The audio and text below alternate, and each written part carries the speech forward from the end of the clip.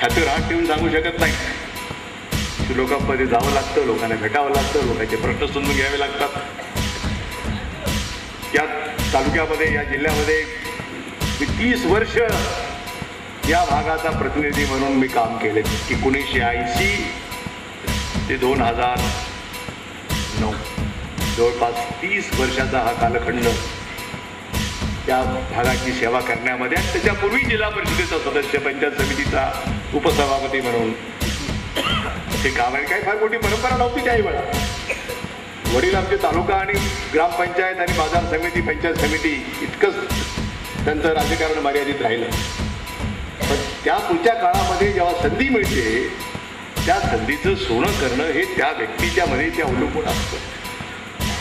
इतकी वर्ष सातत्यानं मंत्रिमंडळामध्ये राहणं हे फार मोठी पार्श्वभूमी नाही, फार मोठा राजकीय वारसा नाही, परंतु जनमानसांचा विश्वास, श्रीमती सोनिया गांधींचा विश्वास, त्यांच्या विश्वासाला पात्र राहून काम करण्याची आपल्यामध्ये इच्छाशक्ती असली पाहिजे. 2 वेळा राजीनामा दिला मी मुख्यमंत्री पदाचा, पण नेत्यांनी सांगितलं राजीनामा, पक्षाचं काम करा, पक्षाचं काम करा.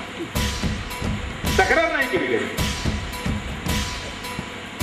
आणि राज्यसभेचा सदस्य नाही, लोकसभेचा सदस्य नाही, मी दिल्लीला गेलो नाही, मी मुंबईतच होतो. पंतप्रधानाचा मला फोन येतो की उद्या या, तुमचा शपथविधी आहे.